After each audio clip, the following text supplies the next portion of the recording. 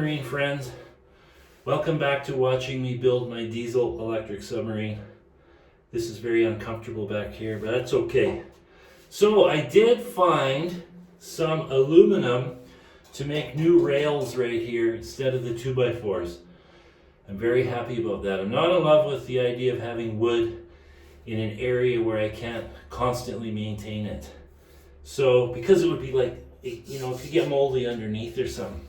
So, all I had to do to install this, because these members are bigger. The 2x4s are 1.5 by 3.5, and these are 2x4. So, all I did is the little vertical pieces used to screw to the sides of this. So what I did is I cut them off, so now this piece sits right on top, which is actually better because the load is now sitting on top instead of trying to shear the screws off. So all I have to do now is I cut a bunch of these flat bar plates that need just a wee little bit of dressing here.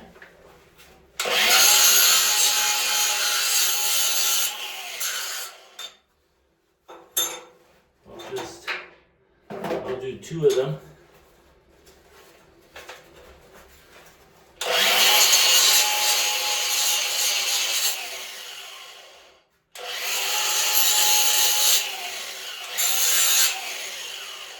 Okay, so these guys go on the end, or sorry, these guys go right here, so they just get welded right there. Now, I've got a 2x4 laying across. You can't see it because the camera is, anyways, you can't see it, but there's a 2x4 laying across, and that indicates to me that these are both sitting vertical because there's no gap. So, I'm safe to weld this one. I'm safe to weld this one on.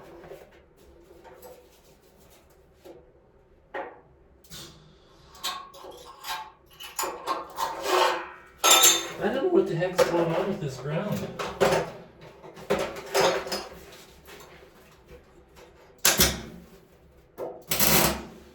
Why doesn't the ground go to here? There we go. Oh, where's my piece? Yep.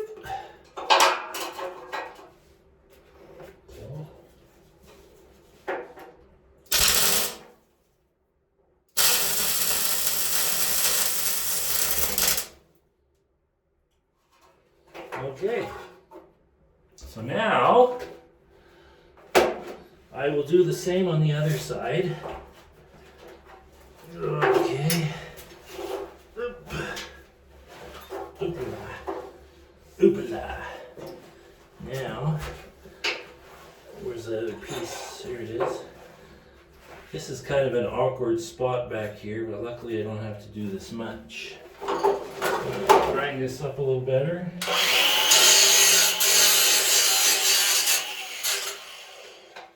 The quality of a weld, it always depends on the fit up and how clean it is. Welds don't have to be pretty to be good.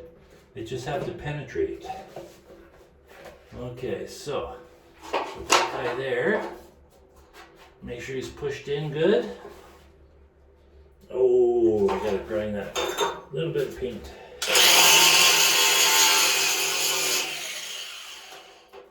I actually ground these and cut them off earlier because I like to run the fan to clear the nastiness out of here. And then I had to spritz in some air freshener because it stinks so bad. So let's weld that guy on. Nice and simple.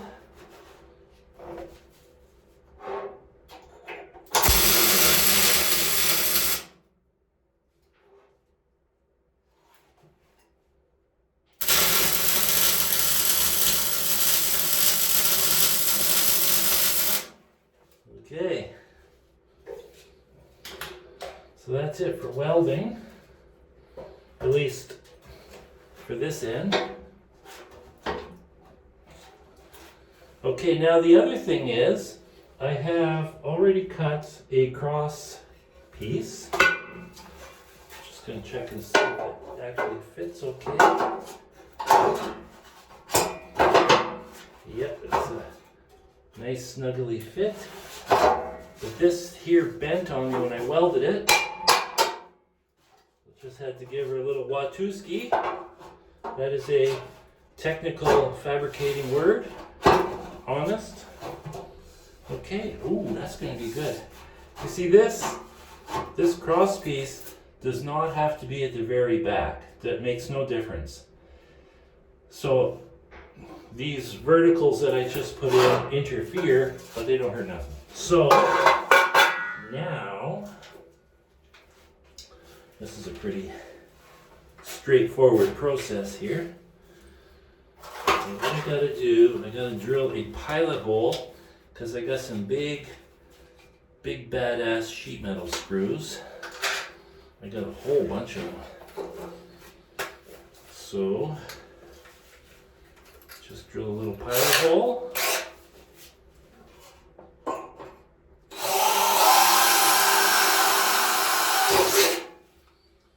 This is pretty light stuff. I may end up having to bolt it, but we'll see what happens. I can put it all together, and if I find that I don't like these screws, the performance, then I can just drill it out and bolt it. That's easy enough. Watch your ears. That's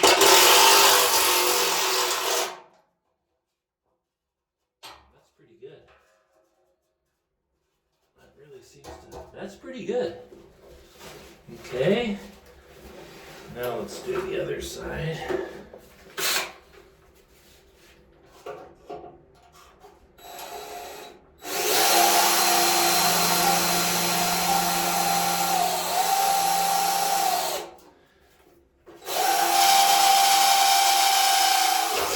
This is actually all held together with sheet metal screws when it's installed in a commercial building. You know how I know that?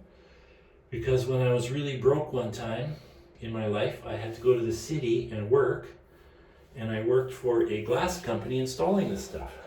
Verex glass. Okay, so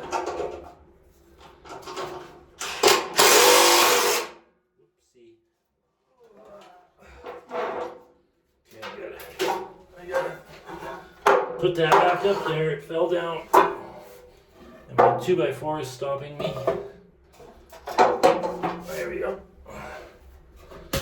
Oops. Oh boy. This is one of those you move one thing and everything falls situations. Okay. Good. Well, that's pretty alright, you know.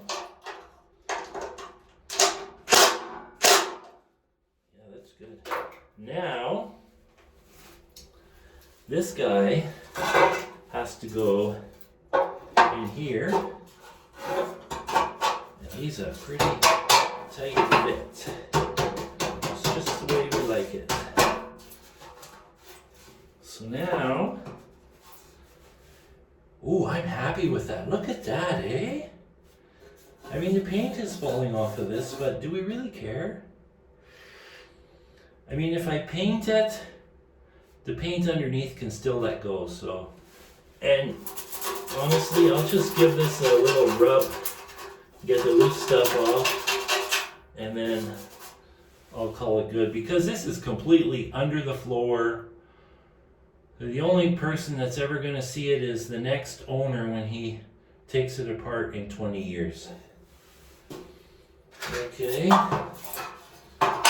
So that's going to go there because I'd show you. See, I cut these little angle pieces and I got a clamp. So I can clamp this.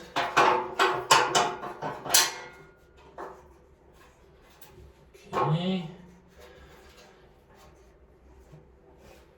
Okay. Boy, I really like this. Boy, that's really nice. And it'll be easy enough to take this apart to put all my stuff in, because this is obviously going to be in my way. Oh, I am just tickled pink with this. Oh yeah. Okay. So let's do a little drilling hole here.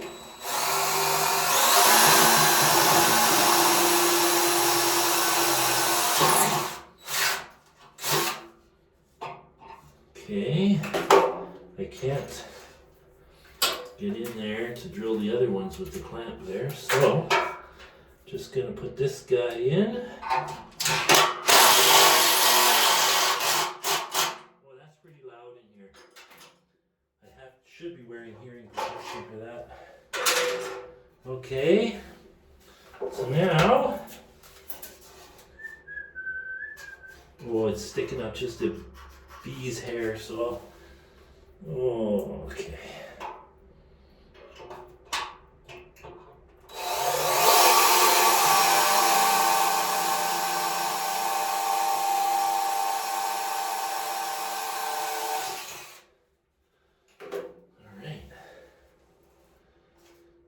To give that a little grind off.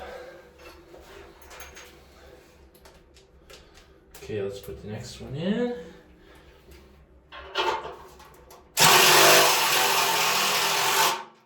Okay. Oh boy, that's nice. All right. Oh, that's good. That's really going to be good. Okay, so we're going to put 2 more in there.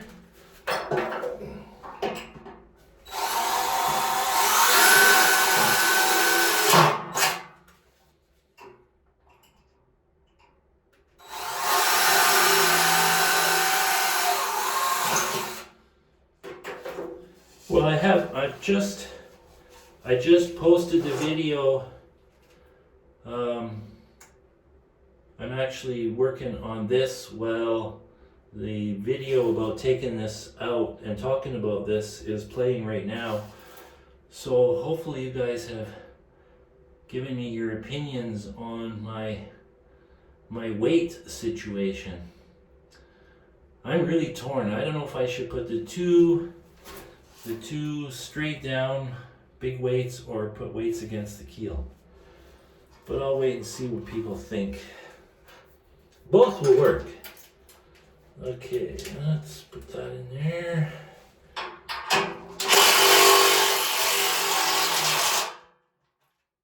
that really works good. Holy moly.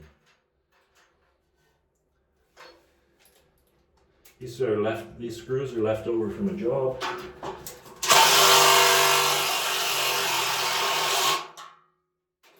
at that. And they have a rubber washer. So if it vibrates or something, which I don't know why it would. Okay, look at that. Oh man, I like that. Can you tell I'm happy with this? Okay, where's my clamp? Oh, we got a screw there sticking it out. Maybe I can get it out with this.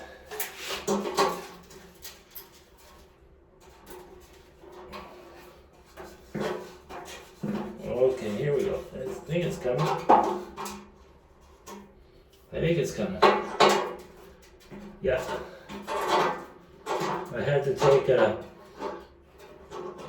this was from a door, so when the door closes it hits a seal.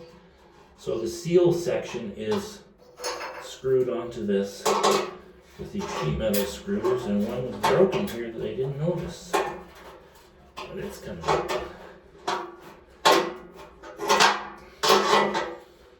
Come on.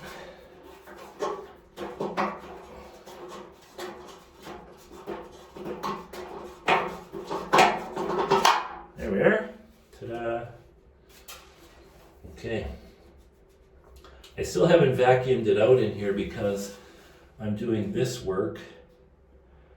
And I think next I'm going to go dig out that big heavy chunk of aluminum I mentioned yesterday, so I can trace.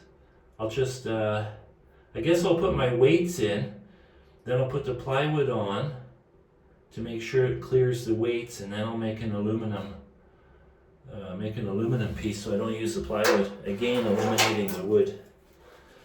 Okay, so now we need, oh, that's got a little burr on it, so we want to get rid of that.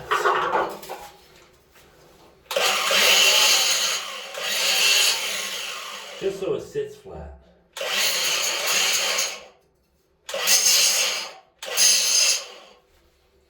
Because I like things even. I said that on purpose to be funny. Okay, so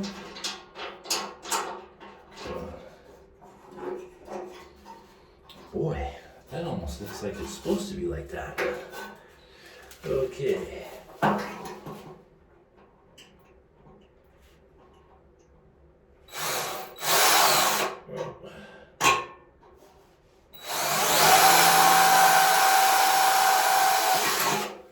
It's tricky. You want to drill it as centered as you can so it doesn't move.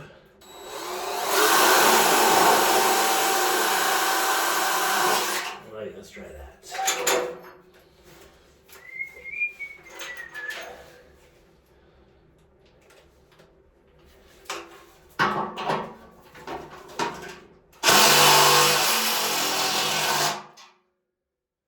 So I've got this 12,000-pound Ramsey winch here.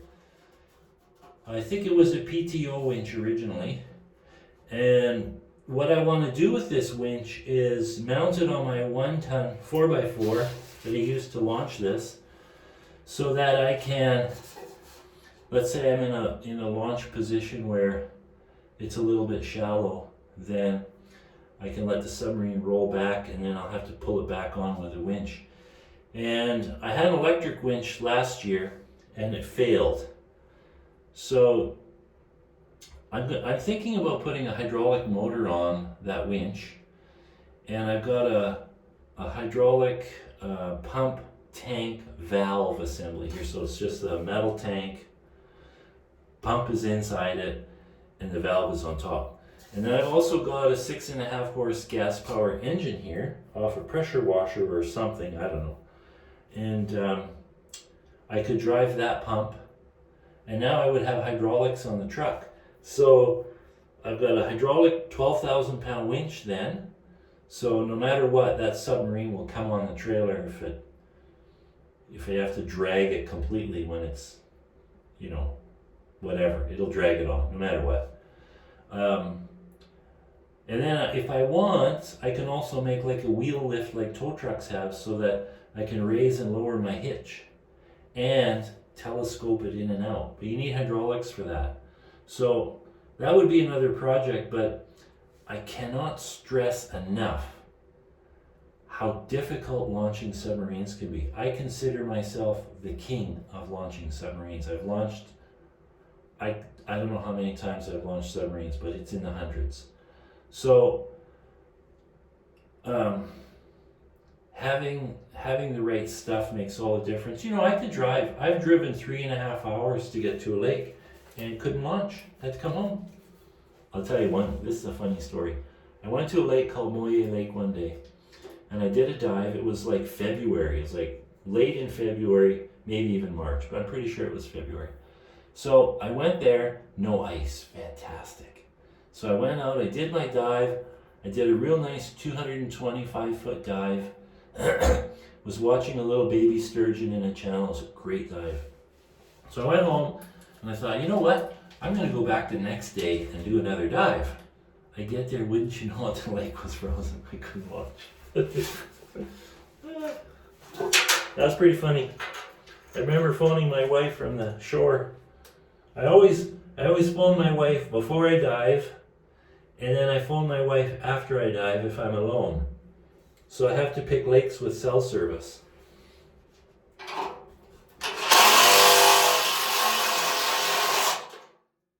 But I'm thinking about putting Starlink in this. And the other thing too is now with iPhones you can text from everywhere because it goes by a satellite. I did that last year when I had this at White Swan Lake. My trailer sank in the muck. I got stuck and I needed to get pulled out with a gravel truck. So I was able to send a text from out there where there's no cell service. It was pretty good. Okay, so let's do these 2 holes.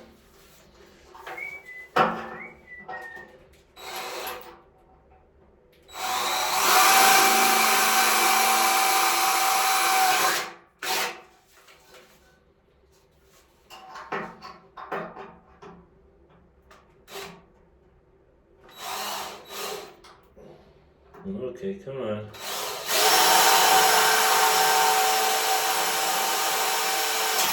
There we go. Okay, so screw gun. Boy, that's nice. I could not be happier. I'm sure glad I did this.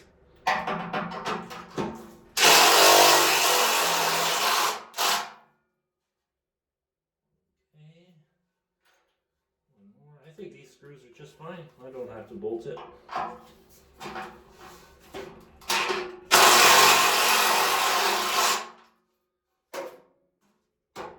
at that. I'm 196 pounds. No problem. Okay, so now I have to do the other end. So I'm going to have to sign off because you guys are in my way. By that I mean the camera's in my way. So, ciao for now.